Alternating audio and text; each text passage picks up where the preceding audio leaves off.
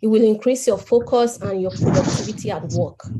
You won't be cranky at home. You won't be cranky at work because you take time to take care of yourself. That is also one of the importance of self-care.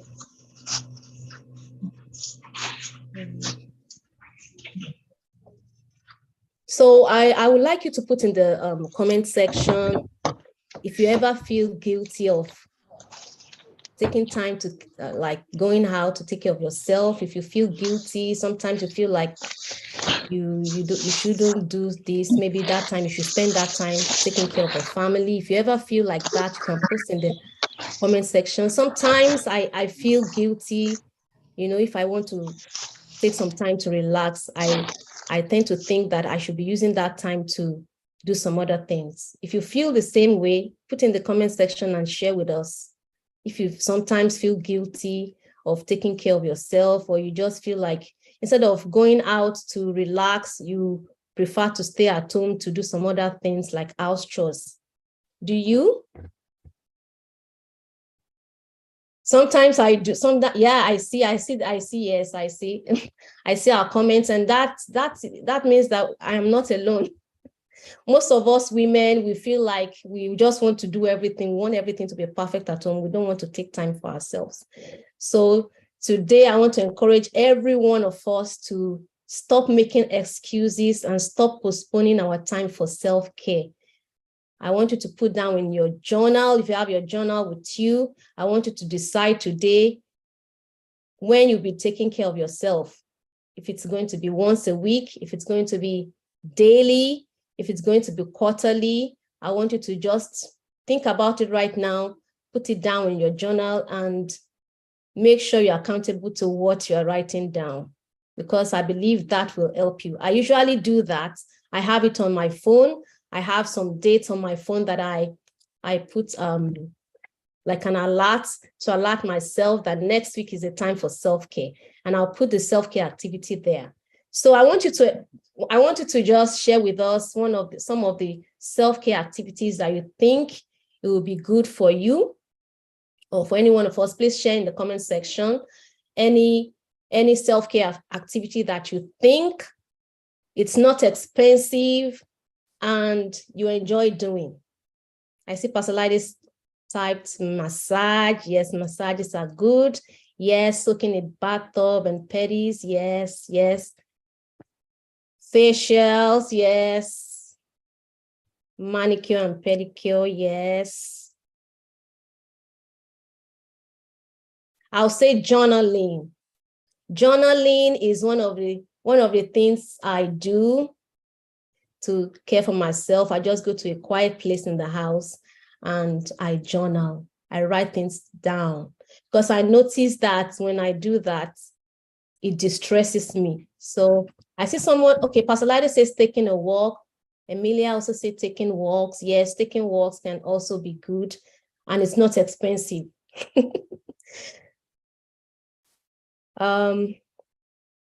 So sometimes self-care means enjoy. It can also mean enjoying a cozy night alone, just like our speaker shared with us yesterday, that sometimes when the house is quiet, she just stays on the sofa and enjoys her time. So that can also be a time of self-care. I see Staroda saying listening to music all by yourself can also be a form of self-care. Yes, and it can also be asking for help whenever you need to get help. That is also a form of self-care. I see Sister Oloma saying meditate. I think you want to say meditate. Yes, meditation can also be used as a form of self-care. Putting down the phone. Yes, I like that. I like the fact that, nowadays, almost everybody is on the phone, social media, doing one thing or the other on the phone. Even driving, you see a lot of people on their phone when they are driving. So when you put down your phone for some time, from few minutes, that can also help your mental health a lot. Yes, yes, put down the phone. I like that.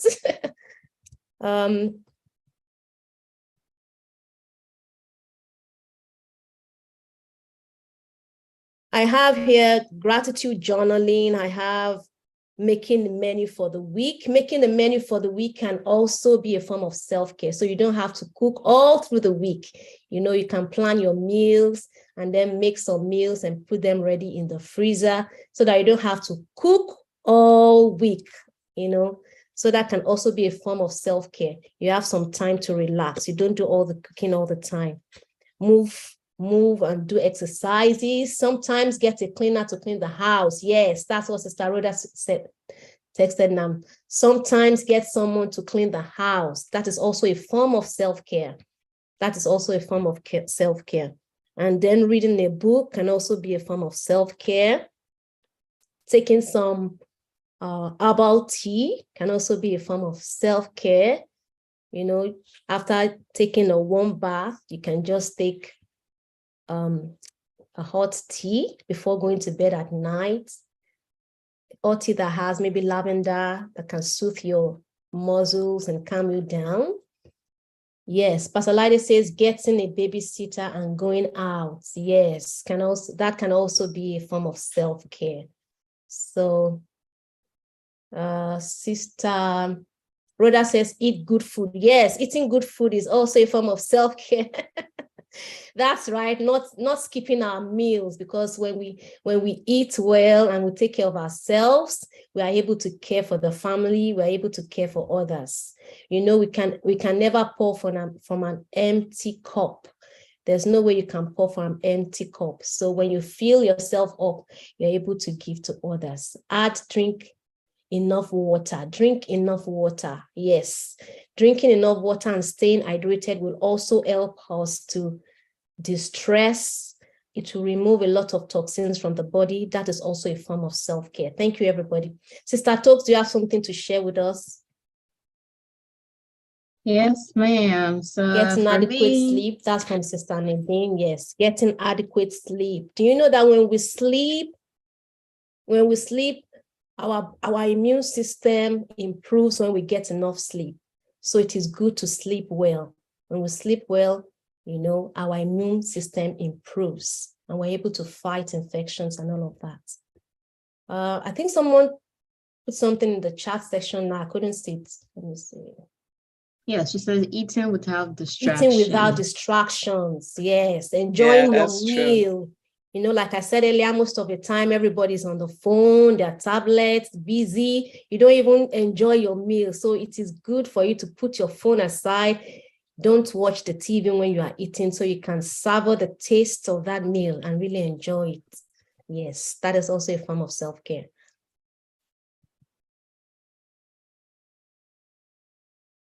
Sister Talks, do you have anything to share with us?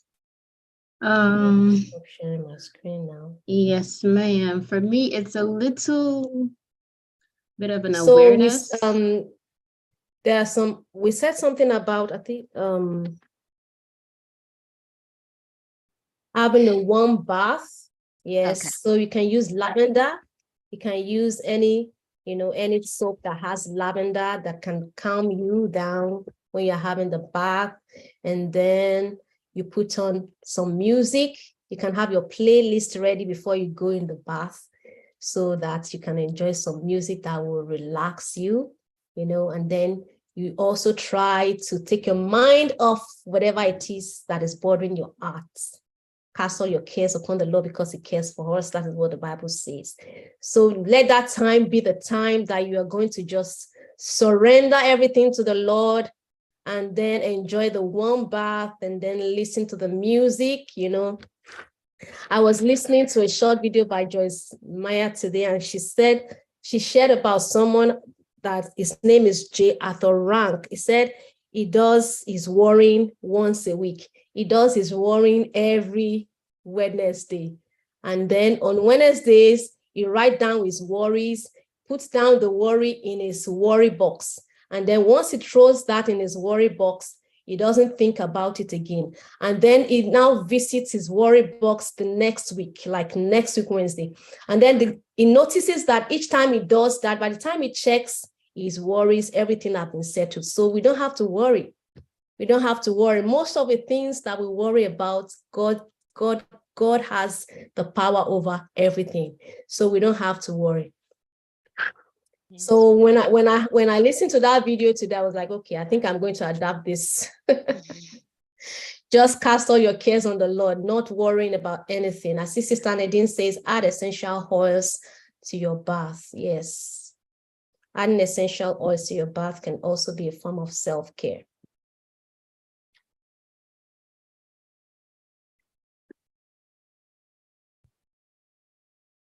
So I did this, and then I noticed that working women, they have 5 free, inexpensive self-care practices.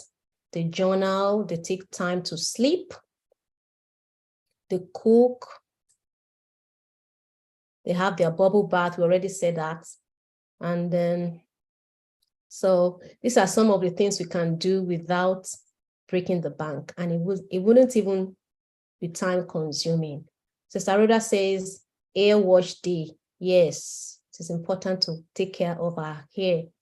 Yes, please take care of the hair. Take care of the wig, take care of the hair.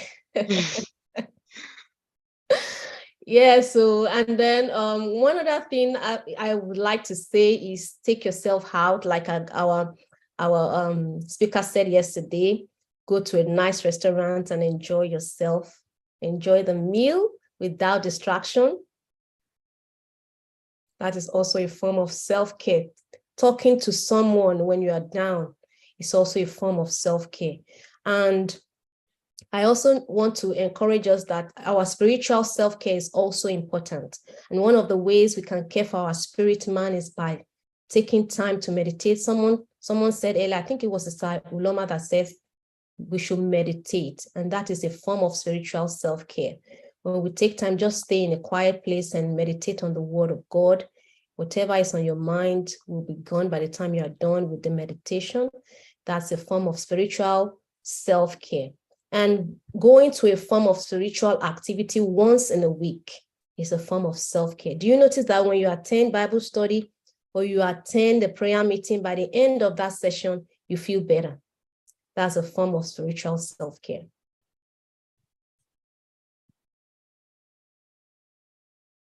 Yes, these are some of the self-care ideas we already shared. Drinking some water first thing in the morning, reaching out to your friends through texts or video chats, eating well-balanced meals, working out and finding ways to stay active, setting boundaries. Some people don't set boundaries.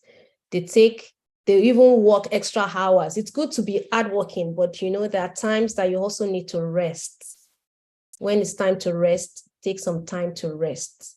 Set time to rest, set time to relax, set time to do work. And that is time scheduling is also a form of self-care. When you block your time to do certain things, you are taking care of yourself.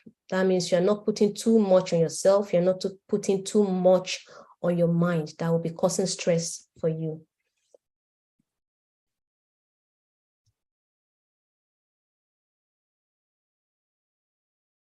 That's all I have for us for self-care today. All right. Thank you so much, ma'am. Can you hear me? Yes. Yes. Because I was speaking to myself for a while, not realizing you guys can hear me. Okay, let me share my screen. For me, it's a little bit about, Okay. Can you hear me? Yes. I can hear you. Okay, let me share my screen.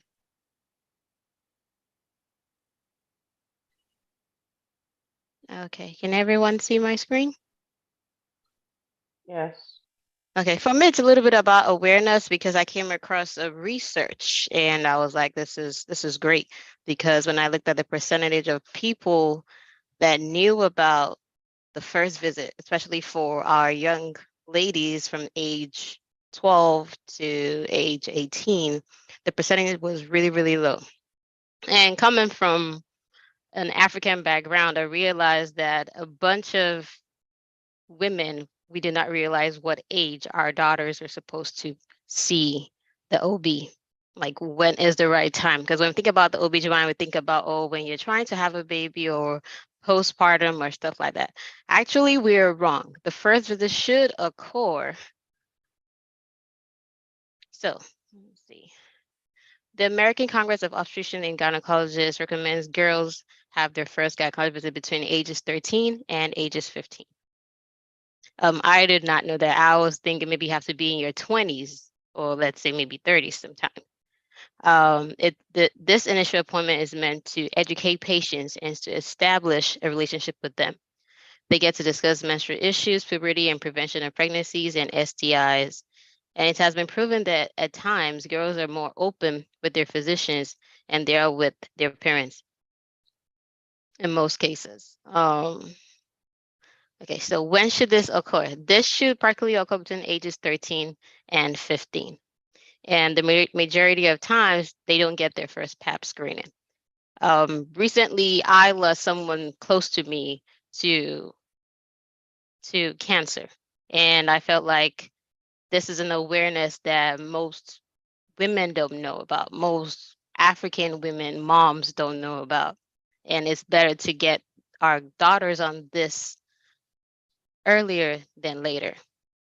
Because for me, I did not go through this at this age. I didn't start seeing an OB until after my first son. And, I just want to put this out there for our moms, from ages 13 to 15, please get your daughters checked out. It's very, very important. Most often, a perfect exam will not occur during the first visit. They'll just get to talk to the OB. They'll just get to do a bunch of tests, some lab works. This is also a part of self-care for me. And not just for our daughters, for ourselves. Ladies, you have to get yourself checked out at least once or twice a year. Get your PAPs done. Get your blood works done. It's a major healthcare. I mean, it's a major self-care for me. I get that done every year. I see my OB 3 times a year. I follow up with visits. I get my PAPs done, lab works, everything. For me, I take that day off. I do all that during the day. Then I take myself to the spa after. And for our young girls, this is just an example of what goes on during the first visit. When you make an appointment, you're likely to just get a general physical exam. And, they're just gonna get their height, their weight, blood pressure. There are certain issues that may require some sort of pelvic exam, but most of the time that does not happen. So I just want to throw a question out there to the moms. How many of us are aware that this should occur during that stage?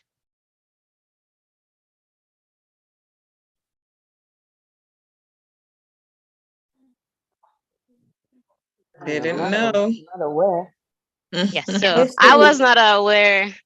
I didn't know. Mm-mm. Definitely, there are major people out there that are not aware. And also, it's not just about our young girls, it's about us as well. There are so many clinics out there that offer free pap smear, free, monograms and stuff. Just ask if you would like for any, you can directly reach out to me and I'll be glad to find you one. But please, every year, get your pap smear done. Go see your doctor, get your blood works, and just make sure you're okay, because you have to be okay physically to do anything for your family. Also, for our daughters, there are vaccines out there. The HPV vaccine that I got, all 3 of mine, it's based on your insurance, and I am sure some women clinics offer it for free too.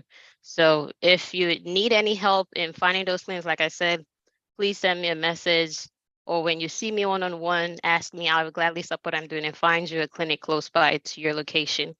We have the HPV, we have the tetanus, meningococcal disease vaccine, Hep A, Hep B, polio, measles, chickenpox, and also please use your women's multivitamin. It is very, very important. You can grab one off the shelf. I have one on my desk. It is very, very important. Very, extremely important. Doesn't matter what age, use your multivitamins, please. Also, so knowing what's normal. After an exam, another visit may be needed for years or not. It depends on who your doctor is. But the gynecologist will be able to guide you on that timing.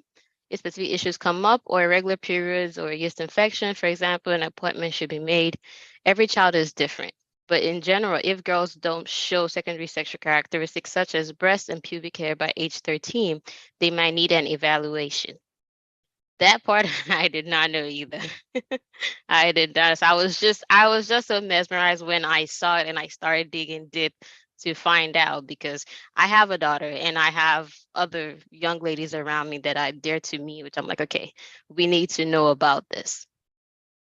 If there is breast and pubic hair development, but no menstruation by age 15, then seeing a gynecologist is a must. So moms, this is very, very important. So please pay attention. It doesn't necessarily mean something is wrong. If a girl's period isn't regular at first, like for someone like me, from experience, mine was not regular. I always freaked out. It always freaked me out until I kind of got used to it. Then I started asking questions, and that's how I know. Sometimes it does happen because everybody's body is different. The first 2 years of menstruation, it's common for periods to deviate from the strict cycle of every 4 weeks, or even to skip a month. But pay attention to menstrual pain if it's excessive. Some pain with periods is normal, but girls should be able to manage routine cramps with over-the-counter pain medicines. A Midol is always good to have in the house. If a period is so heavy, you're changing tampons or pads every hour, or the pain is interfering with daily activities, an appointment should be made. Girls should also be evaluated if menses are constantly more frequent than every 3 weeks or less frequent than every 6 weeks. So I'm glad I'm able to share this with you. This really meant a lot when I came across it. It's especially from losing someone that I love from ovulation cancer. So this means a lot to me, and I'm glad I'm able to share with you guys. Thank you. Yeah. Thank you very much. Yes, Thank you, Sister Chokes. Did we enjoy our self-care session, everyone? We learned a lot. Yes, we had a lot to take in, a lot to soak in, and a lot that we need to follow up on, right? As ladies, for ourselves, our daughters, our nieces, our cousins, our neighbors. It takes a village, right? Right. Wonderful. At this time, we are going to hear from our mental health specialist. So let me get my introduction so I could go ahead and introduce her. I'm so excited. Can you guys tell I'm excited? All right. Yes, we can. All right. Coming to us is our very own Salvation Center. Lavinda Dabo is a licensed marriage and family therapist. She's licensed in the state of California. She's also licensed in the state of Texas with over 7 years of experience. Her private practice clinic called the Core Counseling Service helps adults, teens, and couples embark on a personal journey to discover themselves towards wellness and to address how our present day experience intersects with our childhood. Sometimes that childhood trauma tries to rear itself, right? So Lavinda's expertise is working with her clients to provide a safe, welcoming, transparent environment where they can express themselves freely. They're able to process their feelings and implement new strategies that they learn through her practice, through her self, guiding them through, and they're able to take that out and live purpose-filled life.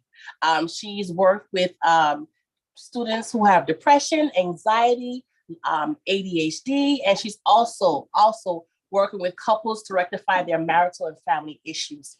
Lavinda has an undergraduate degree in human development from California State University, East Bay, and she has earned her graduate degree of counseling from see how excited I am, I'm getting tongue-tied. She's earned her graduate degree in counseling psychology from Wright Institute, located in Berkeley, California.